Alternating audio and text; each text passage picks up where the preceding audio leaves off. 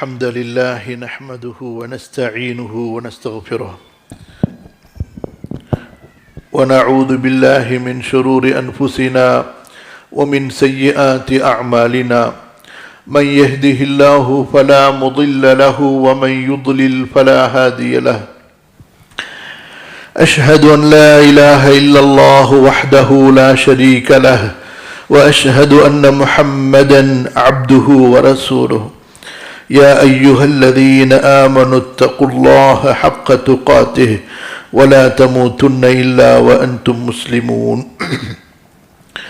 رب زدني علما رب اشرح لي صدري ويسر لي أمري اللهم علمني ما ينفعني وانفعني بما علمتني وزدني علما اللهم فهمني في كتابك وفقهني فيه وجعلني من العلماء الصالحين المصلحين الراشدين المرشدين. கண்ணியத்திற்குரிய அல்லாஹ்வின் அடியார்களே, உங்கள் முன்னால் அல்லாஹு தஆலாவை போற்றி புகழ்ந்தவனாக அல்லாஹுடைய தூதர் மீதும் அந்த தூதரின் பாசத்திற்குரிய குடும்பத்தார் கண்ணியத்திற்குரிய தோழர்கள் மீதும் ஸலவாத்தும் சலாமும் கூறியவனாக உங்களுக்கும் எனக்கும் அல்லாஹ்விடத்திலே இம்மை மறுமை வாழ்க்கையின் வெற்றியை வேண்டியவனாக, சொர்க்கத்தை வேண்டியவனாக, நரகத்திலிருந்து பாதுகாவல் தேடியவனாக, நம்முடைய பாவங்களுக்கான மன்னிப்பை வேண்டியவனாக, அல்லாஹுடைய அருளையும் அன்பையும் வேண்டியவனாக இந்த ஹுத்பாவை ஆரம்பம் செய்கிறேன். அல்லாஹ் சுப்ஹானஹு வ தஆலா நம்மை பொருந்தி கொள்வானாக. அல்லாஹுவை கொண்டு பொருந்தி கொண்ட நல்லோரில் என்னையும் உங்களையும் ஆக்கி அருள்வானாக. ஆமீன். கண்ணியத்திற்குரிய அல்லாஹுவின் அடியார்களே, இன்ஷா அல்லாஹ் இன்னும் சில தினங்களில் ரமதானை நாம் சந்திக்க இருக்கின்றோம். அல்லாஹ் சுப்ஹானஹு வ தஆலா நமக்கு நன்மைக்கான மாதமாக அந்த ரமதானை ஆக்கி வைத்திருக்கிறான். ரமதான் அல்லாஹுடைய அன்பை அடைவதற்கும் அல்லாஹுடைய நெருக்கத்தை அடைவதற்கும் நம்முடைய பாவங்கள் மன்னிக்கப்படுவதற்கும் உரிய மாதமாகும். ரமதான் புத்தாடைகள் வாங்குவதற்காகவும் வகை வகையான உணவுகளை சாப்பிடுவதற்காகவும் அல்லது இங்கும் அங்கும் சுற்றித் திரிந்து சந்திப்புகளை அதிகப்படுத்திக் கொள்வதற்காகவும் உள்ள மாதம் அல்ல. ரமதானுடைய மாதம் பணிவுக்கான மாதம், பயத்திற்கான மாதம், இபாதத்திற்கான மாதம், அல்லாஹுவை நெருங்குவதற்குரிய வழிகளை தேடுவதற்குரிய மாதம். அல்லாஹு தஆலா இந்த நோன்பை நம் மீது கடமையாக்கினானே. யா அய்யுஹல்லதீன ஆமனூ குதிப அலைக்குமுஸ் ஸியாம் கமா குதிப அலல்லதீன மின் கப்லிக்கும் லஅல்லக்கும் தத்தகூன். அல்லாஹ்வின் அடியார்களே, நாம் புத்தாடைகள் அணிய வேண்டும் என்றால், வகை வகையான சுவையான உணவுகளை சாப்பிட வேண்டும் என்றால் அதற்கு எவ்வளவோ காலங்கள் இருக்கின்றன, நேரங்கள் இருக்கின்றன. இந்த மாதம் நம்முடைய தக்வாவை கவனிப்பதற்காக, நம்முடைய இறையச்சத்தில் ஏற்பட்ட பலவீனத்தை சரி செய்வதற்காக உள்ள மாதம். நம்முடைய வணக்க வழிபாடுகளில் ஏற்பட்ட குறைகளை நிறைவு செய்வதற்காக உள்ள மாதம் இது. ஏனைய மாதங்களில் நாம் கவனிக்காமல் விட்ட, நாம் உதவி செய்யாமல் விட்ட நம்முடைய உறவுகள், நம்முடைய ஏழை நண்பர்கள், நமது முஹல்லாவில் இருக்கக்கூடிய எளியவர்கள், அவர்களுக்கு நம்முடைய செல்வத்தில் ஒரு குறிப்பிட்ட ஒரு அழகிய பகுதியை கொடுத்து உதவுவதற்காக உள்ள மாதம் இது. நம்முடைய செல்வத்தை நாமே திண்டு கழிப்பதற்காக, நாமே ஆடம்பரமாக செலவு செய்து தீர்ப்பதற்காக உள்ள மாதம் அல்ல இந்த ரமதானுடைய மாதம். அல்லாஹ்வின் அடியார்களே, நாம் பொதுவாக கவலைப்பட வேண்டிய, கண்ணீர் வடிக்க வேண்டிய ஒரு வருத்தமான செய்தி என்ன? இன்று குர்ஆன் இருக்கிறது, குர்ஆன் ஓதப்படுகிறது. ஆனால் இதே குர்ஆன் ரசூலுல்லாஹ் ஸல்லல்லாஹு அலைஹி வஸல்லம் அவர்களின் காலத்திலும் இருந்தது, ஓதப்பட்டது. பிறகு அவர்கள் இந்த குர்ஆனை வாழ்க்கையில் கொண்டு வந்தார்கள். இந்த குர்ஆனை அவர்களது வியாபாரத்தில் கொண்டு வந்தார்கள், அவர்களது ஆட்சியில் கொண்டு வந்தார்கள், அவர்களது குடும்ப வாழ்க்கையில் கொண்டு வந்தார்கள், அவர்களது சமூக உறவுகளில் அதை செயல்படுத்தினார்கள். இன்று குர்ஆனின் பிரதிகள் அழகாக அச்சடிக்கப்படுகின்றன. குர்ஆன் அழகிய குரலிலே ஓதப்படுகிறது. ஆனால் அத்தோடு மட்டும் நமக்கு குர்ஆன் போதும் என்று நின்று விடுகிறோம், அதை வாழ்க்கையில் கொண்டு வருவதில்லை. சகோதரர்களே, அதே போன்றுதான் குர்ஆன் இறக்கப்பட்ட மாதம் ஷஹ்ரு ரமதான் அல்லதி உன்சில ஃபீஹில் குர்ஆன். அல்லாஹு தஆலா ஒன்றை அவன் பேசும்போது அதில் அவன் எவ்வளவு அன்பு வைத்திருக்கிறான் என்பதை புரிந்து கொள்ள முடியும். அல்லாஹு தஆலா ஒன்றை நமக்கு விவரிக்கும் போது அதில் அவன் எவ்வளவு ஈடுபாடு காட்டுகிறான் என்பதை புரிந்து கொள்ள முடியும். ஒன்றை அல்லாஹு தஆலா நமக்கு வர்ணிக்கும் போது அது அல்லாஹ்விடத்தில் எவ்வளவு மகத்துவமிக்கது என்பதை புரிந்து கொள்ள முடியும். அதுபோன்று அல்லாஹு தஆலா ஒன்றை சொல்லும் போது அதிலே அவனது கோபம் எவ்வளவு இருக்கிறது, அவனது வெறுப்பு எவ்வளவு இருக்கிறது என்பதையும் புரிந்து கொள்ள முடியும். சகோதரர்களே, இந்த ரமதானை பற்றி அல்லாஹ் சொல்லும் பொழுது அந்த வாக்கியத்தின் நடையை பாருங்கள். இந்த மாதத்தை அல்லாஹ் எப்படி கண்ணியப்படுத்துகிறான் என்பதை சிந்தியுங்கள். ஷஹ்ரு ரமதான் அல்லதி உன்சில ஃபீஹில் குர்ஆன் ஹுதல் லின்னாஸி வ பையினாத்தின் மினல் ஹுதா வல் ஃபுர்கான்.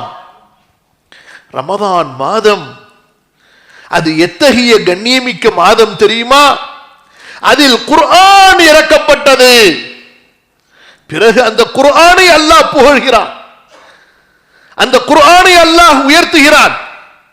இந்த குர்ஆன் சடங்குகளுக்காக இறக்கப்படவில்லை, சம்பிரதாயங்களுக்காக இறக்கப்படவில்லை, போட்டிகள் நடத்துவதற்காக இறக்கப்படவில்லை. இவர் பெரிய காரியா, அவர் பெரிய காரியா, யாருடைய குரல் அழகாக இருக்கிறது, அப்படி பெருமை பேசுவதற்காக இந்த குர்ஆன் இறக்கப்படவில்லை. ஹுதல் லின்னாஸ், மக்களை மாற்றுவதற்காக இறக்கப்பட்டது, சமூகத்தை உருவாக்குவதற்காக இறக்கப்பட்டது. ஹுதல் லின்னாஸ், மக்களை வழிகேட்டிலிருந்து நேர்வழியின் பக்கம் மீட்டெடுப்பதற்காக, மக்களை அறியாமையிலிருந்து ஞானத்தின் பக்கம் கொண்டு வருவதற்காக, மக்களை மூட நம்பிக்கையிலிருந்து தெளிவான அறிவின் பக்கம் கொண்டு வருவதற்காக இந்த குர்ஆன் இறக்கப்பட்டது. இந்த குர்ஆன் இந்த மாதத்தில் தான் இறக்கப்பட்டது. ஷஹ்ரு ரமதான் அல்லதி உன்சில ஃபீஹில் குர்ஆன் ஹுதல் லின்னாஸ். சகோதரர்களே, வ பையினாத்தின் மினல் ஹுதா, உங்களுக்கு தேவையான வாழ்க்கையின் அத்தனை வழிகாட்டல்களுக்கும் இந்த குர்ஆனிலே ஆதாரம் இருக்கிறது.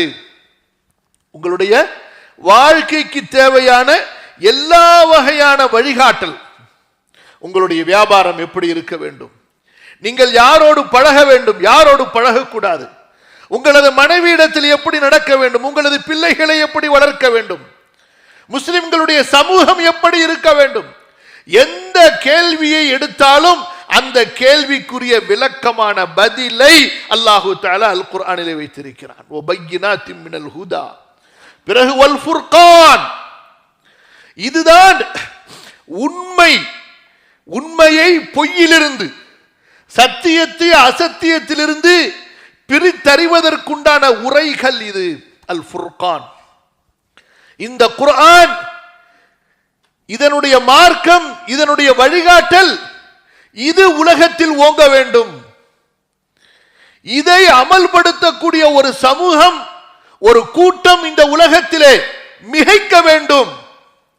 அவர்கள் உலக மக்களை வழிநடத்த வேண்டும். அதற்காக இறக்கப்பட்ட குர்ஆன் இது. சகோதரர்களே, இதனுடைய வசனங்களை அழகிய வளைவு எழுத்துக்களால் எழுதி வைத்து அவற்றை பிரேம்களாக மாட்டி வீடுகளை அலங்கரிப்பதற்காக இறக்கப்பட்ட வேதம் அல்ல இது. நமது வீடுகளின் சுவர்களை அலங்கரிப்பதற்காக இறக்கப்பட்ட வசனங்கள் அல்ல. குர்ஆனுடைய வசனங்கள் நம்முடைய வாழ்க்கையை மாற்றுவதற்காக இறக்கப்பட்ட வசனங்கள், நம்முடைய சமுதாயத்தை மாற்றுவதற்காக இறக்கப்பட்ட வசனங்கள். அல்லாஹு தஆலா இந்த குர்ஆனை கொண்டு குழப்பத்தில் இருந்த, அநியாயத்தில் இருந்த, அறியாமையில் இருந்த, சிலை வணக்கத்தில் இருந்த, ஒருவரை அராஜகம் செய்து அட்டூழியம் செய்து கொண்டிருந்த, எதை சாப்பிடுவது என்பது கூட தெரியாமல் செத்துப்போன மிருகங்களை சாப்பிட்டுக் கொண்டிருந்த, உறவுகளை துண்டித்துக் கொண்டிருந்த, இனங்களை அழித்துக் கொண்டிருந்த அந்த அரேபிய சமுதாயத்தை அல்லாஹு தஆலா இந்த குர்ஆனை கொண்டு மீட்டெடுத்தான். இந்த குர்ஆனை கொண்டு சுத்தப்படுத்தினான். மாறினார்கள் அவர்கள். யார்? அல் ஜாஹிலியூன், முட்டாள்கள், மடையர்கள், வீணர்கள் என்று பழிக்கப்பட்டுக் கொண்டிருந்தார்களோ சகோதரர்களே, அவர்கள்தான் இந்த குர்ஆனை நம்பிக்கை கொண்ட போது, இந்த குர்ஆன் கொண்டு வந்த இஸ்லாமை ஏற்ற பொழுது அல்லாஹ்வால் புகழப்பட்டார்கள். والسابقون الأولون من المهاجرين والأنصار والذين اتبعوهم بإحسان. யார் இந்த உலக வரலாற்றிலே திரும்பி பார்ப்பதற்கு கூட அருகதையற்றவர்கள் என்றிருந்தார்களோ, வேட்டையாடுவதற்கும் விபச்சாரம் செய்வதற்கும் சூதாடுவதற்கும் நடனங்களுக்கும் இதற்குத்தான் இந்த சமுதாயம் தகுதியானவர்கள் என்றிருந்தார்களோ, அந்த சமுதாயத்தை உலகத்தை வழிநடத்தும் சமுதாயமாக, உலகத்தை ஆட்சி செய்யும் சமுதாயமாக, உலக ஆட்சிகளை சீர்திருத்தம் செய்யும் சமுதாயமாக இந்த குர்ஆனை கொண்டு அல்லாஹ் மாற்றினான். எப்போது இந்த குர்ஆனை விட்டார்களோ, மீண்டும் அதே அரபுலக மக்கள் தங்களுடைய ஜாஹிலியத்தின் பக்கம் திரும்பிக் கொண்டிருக்கிறார்கள். எப்போது இந்த குர்ஆனை புறக்கணித்தார்களோ, மீண்டும் அதே ஜாஹிலியத்திற்கு, ஆடல் பாடல் இசை கூத்து கும்மாளம், அந்த அராஜக அநியாய விபச்சார கலாச்சாரத்திற்கு திரும்பி கொண்டிருக்கிறார்கள். சகோதரர்களே, இப்ராஹிம் நபியுடைய உம்மத் இந்த தௌஹீதை விட்டு விலகிய போது, இஸ்மாயில் நபியுடைய வம்சம் அவர்களுடைய அந்த தௌஹீதுடைய மில்லத்தை விட்டு விலகிய போது எந்த அளவு இழிவானவர்களாக, கேவலமானவர்களாக ஆனார்கள் என்றால், கஅபத்துல்லாவிலே நிர்வாண கலாச்சாரத்தை கொண்டு வந்தார்கள். அதே கலாச்சாரத்தின் பக்கம் திரும்பிக் கொண்டிருக்கிறார்கள் எப்போது குர்ஆனை விட்டார்களோ. அல்லாஹ் பாதுகாக்க வேண்டும். சகோதரர்களே, அவர்கள் மட்டுமல்ல, எந்த ஒரு சமுதாயமாக இருந்தாலும் சரி, குர்ஆனை விட்டு தங்களது சமூகத்தை தூரமாக்குவார்களே ஆனால், எப்படி? குர்ஆன் வேண்டும். எதற்கு? எங்களுக்கு போட்டிகள் நடத்துவதற்கு. குர்ஆன் வேண்டும். எதற்கு? எங்களது இமாம்கள் அழகிய குரலிலே அதை ஓதி தொழுகை நடத்த வேண்டும், அவ்வளவுதான். அதற்கு மேல் குர்ஆனுடைய தஅலீம், குர்ஆன் எதை கட்டளையிடுகிறது, குர்ஆன் எதை தடுக்கிறது, அதை பற்றி பிரச்சாரம் செய்யாதீர்கள். அதனுடைய சட்டத்தை மக்களுக்கு மத்தியிலே பரப்புவதை பற்றி பேசாதீர்கள். அப்படியே பேசினாலும் படிப்பதோடு நிறுத்திக் கொள்ளுங்கள். கல்லூரிகளில் பாடங்களாக, பாடசாலைகளிலே தனி ஒரு சப்ஜெக்டாக படிப்பதோடு நிறுத்திக் கொள்ளுங்கள். குர்ஆன் வாழ்க்கைக்கு தேவையில்லை. நாங்கள் பின்பற்றுவது எங்களுடைய மன இச்சையை, நாங்கள் பின்பற்றுவது யூத நசராக்களுடைய கலாச்சாரத்தை. அல்லாஹ் பாதுகாக்க வேண்டும். இழிவுக்கு மேல் இழிவு, அவமானத்துக்கு மேல் அவமானம், சோதனைக்கு மேல் சோதனை அல்லாஹு தஆலா சாட்டிக்கொண்டே இருப்பான். அன்பான சகோதரர்களே, கலீஃபா உமருல் ஃபாரூக் ரலியல்லாஹு அன்ஹு பாலஸ்தீனத்தை அபு உபைதா ரலியல்லாஹு அன்ஹு அவர்கள் வெற்றி கொண்டதற்கு பிறகு, மஸ்ஜிதுல் அக்ஸாவை வெற்றி கொண்டதற்கு பிறகு, அந்த சாவியை நாங்கள் உங்களுடைய கலீஃபா அமீருல் முஃமினீன் உமருல் ஃபாரூக் இடத்தில் தான் கொடுப்போம் என்று அந்த பாதிரிகள் சொல்ல, அபு உபைதா என்னென்னமோ அங்கே செய்து பார்க்கிறார்கள். கலீஃபாவை அவ்வளவு தூரத்திலிருந்து வரவழைக்க வேண்டுமே, சிரமப்படுத்த வேண்டுமே என்று யாரை காட்டினாலும் அவர்கள் ஒத்துக்கொள்ளவில்லை. உங்களுடைய உமருடைய அடையாளம் எங்களுக்கு தௌராத்திலே இஞ்சிலே இருக்கிறது, இவர் உமர் அல்ல என்று மறுத்து விடுகிறார்கள். இறுதியாக உமர் அவர்கள் வரவழைக்கப்படுகிறார்கள். ஒரே ஒட்டகம், அடிமை சிறிது தூரம் வாகனித்து வருகிறார், உமர் கடிவாளத்தை பிடித்து வருகிறார். பிறகு சிறிது தூரம் உமர் வாகனிக்கிறார், அடிமை பிடித்து வருகிறார். பைத்துல் மாலில் இருந்து 2 ஒட்டகங்களை எடுத்து வருவதற்கு கூட உமருல் ஃபாரூக் ரலியல்லாஹு அன்ஹு அவர்கள் தயாரில்லை. அன்பான சகோதரர்களே, பைத்துல் மாலுடைய செல்வம் என்பது, முஸ்லிம்களுடைய செல்வம் என்பது அப்படி பாதுகாக்கப்பட வேண்டிய செல்வம். அரசர்களின் ஆடம்பர வாழ்க்கைக்காக, சுகபோக வாழ்க்கைக்காக செலவழிக்கப்படக்கூடிய சொத்து அல்ல அரசாங்க சொத்து என்பதை உமருல் ஃபாரூக் ரலியல்லாஹு அன்ஹு அவர்கள் அங்கே நியமித்தார்கள், அங்கே வழிகாட்டினார்கள். சதகாவுடைய ஒட்டகங்களை எல்லாம் உமருல் ஃபாரூக் ஒரு முறை சுத்தப்படுத்திக் கொண்டிருந்தார்கள். அலி அவர்கள் பார்த்துவிட்டு சொன்னார்கள், அமீருல் முஃமினீன் உமர் அவர்களே, இதை உங்களுடைய சில அடிமைகளுக்கு சொன்னால் இந்த ஒட்டகங்களை பராமரிக்கக்கூடிய வேலையை அவர்கள் செய்து விடுவார்களே, அல்லது எங்களிடத்தில் நீங்கள் சொல்லலாமே, நாங்கள் இதை செய்து விடுவோமே, நீங்கள் இப்படி சிரமப்படுகிறீர்களே இந்த ஒட்டகங்களை சுத்தப்படுத்துவதிலே, கழுவி குளிப்பாட்டுவதிலே என்று திரும்பி பார்த்து அலியை கோபமாக சொன்னார்கள், இந்த சதக்காவுடைய முஸ்லிம்களுடைய பைத்துல் மாலுடைய சொத்தை பற்றி அல்லாஹ் என்னிடத்திலே கேட்பானா அல்லது உன்னிடத்திலே கேட்பானா என்று. அன்பான சகோதரர்களே, இவர்கள் கலீஃபாக்கள், இவர்கள் முஸ்லிம்களை ஆளுவதற்கு தகுதியானவர்கள். இப்படிப்பட்ட ஆட்சியாளர்கள் இருக்கும் பொழுது அல்லாஹ் தஆலா எதிரிகளுடைய உள்ளத்திலே அந்த பயத்தை போடுவான். முஸ்லிம் சமுதாயம் கண்ணியம் பெறும். இங்கே சம்பவத்திற்கு வாருங்கள். அபு உபைதா உமருல் ஃபாரூக் அவர்களை சந்தித்து விடுகிறார். நாளை மஸ்ஜிதுல் அக்ஸாவிற்கு செல்ல வேண்டும். அபு உபைதா மிகவும் தாழ்மையோடு, பணிவோடு, அன்போடு சொல்கிறார், உமரே, இந்த தைக்கப்பட்ட ஆடையோடா நீங்கள் நாளை அந்த கிறிஸ்துவ பெரிய பாதிரிகளை சந்தித்து அந்த சாவியை வாங்க வருவீர்கள்? இந்த அரேபிய ஒட்டகத்திலா அதனுடைய கஜாவா பெட்டியும் அதன் மீது போடப்பட்டு இருக்கக்கூடிய அந்த துணியும் பழைய கந்தல் துணி, இந்த நிலைமையிலா நீங்கள் இப்பேற்பட்ட ஒரு நகரத்தினுடைய ரோம பேரரசனுடைய நகரத்திற்குள் நீங்கள் நுழைய போகிறீர்கள்? குதுஸ் நகரம் ரோமர்களுடைய மிக முக்கியமான நகரம். வேண்டாம் கலீஃபாவே, நான் ஒரு ஜாதி குதிரையை கொண்டு வருகிறேன், பர்தூன், கம்பீரமாக நடக்கக்கூடிய பயிற்சி கொடுக்கப்பட்ட குதிரையை கொண்டு வருகிறேன், அதிலே அமர்ந்து கொள்ளுங்கள். நான் சில உயர்ந்த ஆடைகளை தருகிறேன், அதை நீங்கள் அணிந்து கொள்ளுங்கள் என்று சொல்கிறார்கள். கண்ணியத்திற்குரிய சகோதரர்களே, அபு உபைதாவை பார்த்து கலீஃபா உமருல் ஃபாரூக் சொன்னார்கள், அபு உபைதா, இந்த வார்த்தையை உன்னை தவிர வேறு யாரும் சொல்லி இருந்தால் நான் அவருக்கு தகுந்த பாடத்தை புகட்டி இருப்பேன். இந்த வார்த்தையை உன்னை தவிர வேறு யாரும் சொல்லி இருந்தால் அவருக்கு தகுந்த பாடத்தை கொடுத்திருப்பேன் சொன்னார்கள். அல்லாஹு தஆலா நமக்கு இஸ்லாமை கொண்டு கண்ணியப்படுத்தினான். யார் இஸ்லாம் அல்லாத ஒன்றை கொண்டு கண்ணியத்தை தேடுவாரோ அல்லாஹ் அவரை இழிவுபடுத்தி விடுவான். இன்னல்லாஹ அஅஸனா பில் இஸ்லாம் ஃபமன் இப்தகல் இஸ்ஸ பிகைரி மா அஅஸல்லாஹ் அதல்லஹுல்லாஹ். அல்லாஹ் இஸ்லாமை கொண்டு கண்ணியப்படுத்தினான். யார் ஒருவர் இஸ்லாம் அல்லாத ஒன்றை கொண்டு கண்ணியத்தை தேடுவாரோ அல்லாஹ் அவரை இழிவுபடுத்துவான் என்று சொல்லிவிட்டு அதே ஆடை. பிறகு அந்த வாகனத்திலே உட்கார்கிறார்கள். சரி, ஒரு வாகனம் தானே மாற்றிக்கொள்ளலாமே என்று அந்த வாகனத்தில் உட்கார்ந்தவுடன் தனது நப்சை பார்க்கிறார்கள்.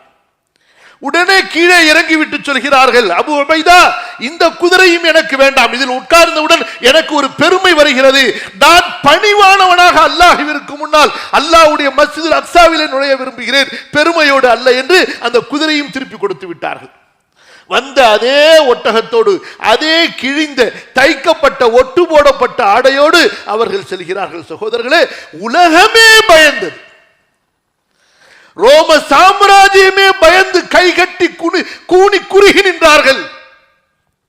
அன்பானவர்களே, இதற்காக குர்ஆன் இறக்கப்பட்டது. இழிவானவர்களை கண்ணியப்படுத்துவதற்காக குர்ஆன் இறக்கப்பட்டது. எப்போது அது நடக்கும்? இந்த குர்ஆன் நம்முடைய வாழ்க்கையில் ஹலால் ஹராமுடைய வழியிலே இருக்குமானால், எது குர்ஆனிலே ஹராமாக்கப்பட்டதோ அதை நாங்கள் தடுத்துக் கொள்வோம். எது குர்ஆனிலே ஹலாலோ அதுதான் எங்களது வாழ்க்கையிலே இருக்கும் என்று பிரதிபலிக்கும் போது, இங்கே இன்னொரு வரலாற்றை நாம் நினைவு கூற வேண்டும். இன்று இஸ்லாமிய வரலாறுகள், குலஃபாக்களுடைய வாழ்க்கை வரலாறுகள் பேசப்படாமல் போனதும் இந்த உம்மத்தினுடைய அறியாமைக்கு, இந்த உம்மத் குர்ஆனை புரியாமல் போனதற்கு, குர்ஆனுடைய அந்த ஈடுபாடு இல்லாமல் போனதற்கு மிகப்பெரிய காரணம் என்று சொல்லலாம். பாரசீகர்கள் தோற்று ஓடினார்களே, கலிஃபா உமருல் ஃபாரூக் ரலியல்லாஹு அன்ஹு அவருடைய காலத்திலே அவர்களில் பெரும்பகுதி அந்த படை தளபதிகள் அவர்கள் அந்த காலத்திலே சீன மன்னனிடத்திலே அடைக்கலம் தேடி ஓடினார்கள். அப்போதும் சீனா மிகப்பெரிய ஒரு ஒரு வல்லரசாக, ஒரு பெரிய பேரரசாக இருந்தது. அப்போது அந்த பாரசீகர்கள் அந்த சீனர்களிடத்திலே, அவர்களுடைய மன்னர்களிடத்திலே சில காலம் தங்கி பேசி, எங்களது நாட்டை நாங்கள் மீட்டெடுக்க வேண்டும், எங்களுக்கு நீங்கள் உதவி செய்யுங்கள், எங்களுக்கு நீங்கள் படை கொடுத்து, ஆயுதங்கள் கொடுத்து, உங்களுடைய போர் வீரர்களை கொடுத்து எங்களுக்கு உதவி செய்யுங்கள் என்பதாக கேட்கிறார்கள். சகோதரர்களே, அப்போது இருந்த அந்த சீன அரசன் அவன் அவர்களிடத்தில் சில விஷயங்களை விசாரிக்கிறான். அந்த மக்கள் யார்? பெரிய பேரரசராக இருந்த உங்களை தோற்கடித்து விரட்டி அடிக்கக்கூடிய அளவுக்குள்ள அந்த மக்கள் யார்? அவர் சிஃப்ஹும் லனா, அவர்களை பற்றி எங்களுக்கு நீ வர்ணித்து கூறு என்பதாக. படையின் எண்ணிக்கை சொல்லப்படுகிறது, எப்படிப்பட்டவர்கள் என்று சொல்லப்படுகிறது. அவன் சொல்லிக்கொண்டே வருகிறான், இதுவெல்லாம் காரணமாக இருக்காது, நான் வேறொன்றை விசாரிக்கிறேன் என்று கேட்டுவிட்டு, அவர்களுக்கு ஒரு மார்க்கம் இருக்கிறதா என்று கேட்கிறான். ஆம், அவர்களுக்கு ஒரு மார்க்கம் இருக்கிறது. அவர்களுக்கு அந்த மார்க்கத்திற்கு ஒரு வேதம் இருக்கிறதா என்று கேட்கிறான். ஆம், அவர்களுடைய மார்க்கத்திற்கு ஒரு வேதம் இருக்கிறது. அந்த வேதத்தோடு அவர்கள் எப்படி நடந்து கொள்கிறார்கள், அந்த வேதத்தை ஓதுகிறார்கள், அந்த வேதத்தில் சொல்லப்பட்ட ஹலாலை அவர்கள் ஹலாலாக்குகிறார்கள், அந்த வேதத்தில் சொல்லப்பட்ட ஹராமை விட்டு விலகிக் கொள்கிறார்கள். இது அந்த வேதத்தோடு அவர்களுக்கு இருக்கக்கூடிய தொடர்பு. அப்போது அந்த சீன மன்னன் சொல்கிறான், எனது நாட்டு வீரர்களை மட்டுமல்ல, இன்னும் எத்தனை வீரர்களை கொண்டு வந்தாலும் சரி, நான் உங்களுக்கு உதவிக்கு அனுப்பினாலும் சரி, இந்த அவர்களுக்கு கொடுக்கப்பட்ட வேதத்தை நம்பிக்கை கொண்டு அதன்படி அவர்கள் நடந்து கொண்டிருக்கும் காலமெல்லாம் அவர்களை ஒருபோதும் மிகைக்க முடியாது. நான் உங்களுக்கு செய்யக்கூடிய உதவி வீணான உதவி, வேண்டுமென்றால் காலமெல்லாம் நீங்கள் இங்கே தங்கிக் கொள்ளுங்கள் என்று அனுமதி அளிக்கிறார். அன்பானவர்களே, இதுதான் சகோதரர்களே குர்ஆன் இறக்கப்பட்டது. இந்த குர்ஆன் நம்முடைய வெறும் ஒரு மார்க்கத்திற்கு மாறினோம் என்பதற்காக அல்ல, நமது பெயர்களை மாற்றுவதற்காக அல்ல, அவர்களுக்கு ஒரு கலாச்சாரம் இருப்பது போன்று நமக்கு ஒரு கலாச்சாரம் என்பதற்காக அல்ல. ஹுவல்லதி அர்ஸல ரசூலஹு பில் ஹுதா வ தீனில் ஹக்கி லியுத்ஹிரஹு அலா தீனி குல்லிஹி. குர்ஆன் இதுதான் எங்களது கலாச்சாரம், குர்ஆன் இதுதான் எங்களது அரசியல், குர்ஆன் இதுதான் எங்களது ஒப்பந்தம், குர்ஆன் இதை கொண்டுதான் எங்களுடைய போர், குர்ஆன் இதை கொண்டுதான் எங்களுடைய திருமணம். எங்களுடைய முஸ்லிம்கள் என்றால் இந்த குர்ஆன் தான் எங்களுக்கு. முஸ்லிம்கள் என்றால் இந்த குர்ஆனின் படிதான் நாங்கள் செல்வோம். இதற்காகத்தான் குர்ஆன் இறக்கப்பட்டது. ஷஹ்ரு ரமதான் அல்லதி உன்சில ஃபீஹில் குர்ஆன் ஹுதல் லின்னாஸி வ பையினாத்தின் மினல் ஹுதா வல் ஃபுர்கான். இந்த நோன்பை அல்லாஹ் ஏன் கடமையாக்கினான்? இந்த குர்ஆன் இறக்கப்பட்ட மாதத்திலே அல்லாஹு தஆலா நோன்பை நமக்கு கொடுத்ததே இந்த குர்ஆனை எப்படி நமது வாழ்க்கையில் மாற்றுவது. தொழுகையில் ஓதப்படும் வசனங்களாக இருக்கக்கூடிய இந்த குர்ஆன், தொழுகையில் ஓதப்படுகிற வசனங்களாக இருக்கக்கூடிய குர்ஆன் அந்த வார்த்தைகளாக இருப்பதிலிருந்து, குரல் ஒலிகளாக இருப்பதிலிருந்து செயல்களாக மாற வேண்டும். ஒரு முஸ்லிம் வியாபாரியா அவருடைய கொடுக்கல் வாங்கலிலே அந்த குர்ஆன் வெளிப்பட வேண்டும். ஒரு ஆலிமா அவருடைய பிரச்சாரத்திலே, அவருடைய அழைப்பு பணியிலே அந்த குர்ஆன் வெளிப்பட வேண்டும். நம்முடைய திருமணமா, அதிலே என்ன ஹலால் ஹராம், யாரை முடிப்பது என்பதற்கு மட்டும் குர்ஆனை பார்க்கிறோம். யாரை முடிப்பது என்பதற்கு குர்ஆனை பார்க்கிறோம். ஆனால் திருமணத்தை எப்படி நடத்துவது என்பதற்கு குர்ஆனை பார்ப்பதில்லை. ஹுர்ரிமத் அலைக்கும் பனாத்துக்கும் உம்மஹாத்துக்கும் வஅகவாத்துக்கும், சகோதரியை முடிக்கக்கூடாது, தாயை முடிக்கக்கூடாது, தான் பெற்ற பெண் பிள்ளையை முடிக்கக்கூடாது, சகோதரின் மகளை முடிக்கக்கூடாது, சகோதரியின் மகளை முடிக்கக்கூடாது, சாட்சியை முடிக்கக்கூடாது, ஹாலாவை முடிக்கக்கூடாது. இதற்கு குர்ஆனை பார்க்கிறோம். திருமணம் எப்படி நடத்தப்பட வேண்டும், திருமணத்தினுடைய வழிகாட்டுதல் என்ன, அதற்கு குர்ஆன் தேவையில்லை, விட்டு விடுங்கள். அது எங்களது விருப்பம், எங்களது ஊர் கலாச்சாரம். வியாபாரத்தில் ஹலால் ஹராம் ஒரு அடிப்படை அளவுக்குத்தான் பார்ப்போம். அதற்கு பிறகு இந்த வியாபாரம் எங்களுக்கு சொந்தமானது, எங்களுடைய அந்த வழிமுறைப்படி நாங்கள் செய்வோம். இப்படியாக குர்ஆன் நம்முடைய வாழ்க்கையிலே ஒவ்வொருவரும், அல்லாஹ் பாதுகாக்க வேண்டும், ஒவ்வொருவரும் அவர் அவருடைய பங்கிற்கு இந்த குர்ஆனிலே எல்லை மீறி கொண்டே இருக்கிறார்கள். பொதுமக்கள் ஒரு பக்கம், ஆட்சியாளர்கள் ஒரு பக்கம், அறிஞர்கள் ஒரு பக்கம், செல்வந்தர்கள் ஒரு பக்கம், இப்படி சமூகமாக இந்த குர்ஆனுக்கு நாம் துரோகம் செய்து கொண்டிருக்கிறோம். இந்த குர்ஆனுக்கு நாம் அநியாயம் செய்து கொண்டிருக்கிறோம். யாராக இருந்தாலும் ஓதுவதற்கு மட்டும் குர்ஆன் தேவை. ஏன் ஓதுகிறோம்? அதுவும் பரக்கத்துக்காக. குர்ஆன் ஓதினால் பரக்கத்து வரும் என்று சொல்லியிருக்கிறார். குர்ஆன் ஓதினால் வீட்டிலே பரக்கத்து வரும், கடையிலே குர்ஆன் ஓதினால் பரக்கத்து வரும், குர்ஆன் ஓதினால் மனசுக்கு நிம்மதி, குர்ஆன் ஓதினால் அது ஒரு சந்தோஷம். அவ்வளவுதான். எல்லாம் இந்த உலக வாழ்க்கையோடு முடிந்துவிடக்கூடிய ஒரு அற்ப தேவைகளுக்காக குர்ஆன் ஆக்கப்பட்டு விட்டது. சகோதரர்களே, நீங்கள் குர்ஆனை ஓதிக்கொண்டே இருந்தால் கண்டிப்பாக அல்லாஹ்வுடைய பரக்கத்து கிடைக்கும், மாற்று கருத்து கிடையாது. உங்களுக்கு மன நிம்மதி கிடைக்கும், மாற்று கருத்து அறவே கிடையாது. ஆனால் குர்ஆன் ஓதுவதால் அல்லாஹ்வுடைய பொருத்தம் கிடைக்குமா? ஒரு காஃபிர் இந்த குர்ஆனை ஓதினால் கூட அவனுக்கு மன நிம்மதி கிடைக்கும். ஒரு காஃபிர் குர்ஆன் ஓதப்படுகிற சத்தத்தை கேட்டால் அவனுக்கு பரக்கத்து கிடைக்கும், அவனுக்கு மன அமைதி கிடைக்கும், எல்லாம் கிடைக்கும்.